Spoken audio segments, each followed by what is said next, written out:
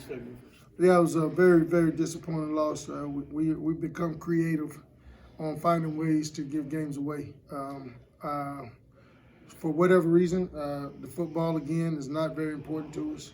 I want to say I think they got 21 points off of turnovers again, but it didn't. But defensively, we figured out ways to stop them in the first half, and they got some big plays. But I think after the first series, kind of settled down a little bit, and then they came out in third quarter. We didn't have any answers with the jet sweep and them on the perimeter. We had some guys go down, but that's no excuse. We got some more guys we got to put in there. And I thought that offensively, in the first half, we played well, but it looks like second half we kind of bogged down a little bit. Time possession is very lopsided. We were going fast. We had some tempo stuff moving the ball, so that's understandable a little bit. But we shouldn't have let that team come back and win that game like that. And it all started with turnovers. Right. Any kind of status update on Chris Rowland? Yeah, Chris was banged up. He got hurt.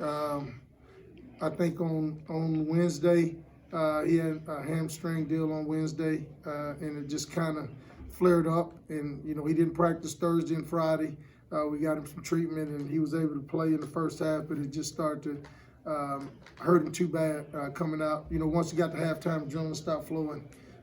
It was a wrap. So probably could have try to warm him up and put him out there, but it's in his best interest to try to heal up and get ready for the next two, because he wouldn't have been very effective out there in the second half. Defense is on the field too much in the second half. They're not very good at rushing the ball, and they had two guys go over 100 today, and most of it was in the second half. Yeah, I mean, you look at the time possession, it says it all. We couldn't get off the field, and we kept giving them the ball back. So, couple those two things together, you handing them the ball. And, I think one was on the 4-yard line. And, we got a special teams play where, black kid up on the front line, they chipped the ball. And, we don't fair catch it and get it. Gave him another ball on the 50 right there. So they had a great starting position in the second half, and they capitalized on it. What do you think was I know Roland was out, but do you think that him not being in there was the biggest effect on the offense, or was it just an accumulation? That's a huge effect. I mean, when Chris is in there, they were trying to lean toward him, and then Newbold was having a field day. When Chris went out, they can go back to playing some regular defense and, load the box up a little bit and kind of stymie the run. So, it's a huge deal when he goes out. And then Al-Malik Moore, I think he got banged up too a little bit, and he was the next receiver in there. So, then we had to put Dayron in there to do some receiver duties. Dayron Johnson, which had a decent game returning the ball and caught a couple passes, but he's a freshman. Got 2 more games left.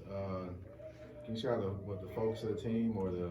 I don't know any other way but to fight, brother. It's just you got to go in, you got to fight with what you got. Guys are down, it's got to be next man up. It's going to be some young guys, and there was some out there today. You saw those young guys out there on defense playing, and we had some guys down today that missed, that got hurt last week, like Deshaun and Fondren Hollis out on the corner. And, those guys had surgeries this week, so they'll be back next year. But we got to fight with the guys we got left, and we got to figure out a way to get it done.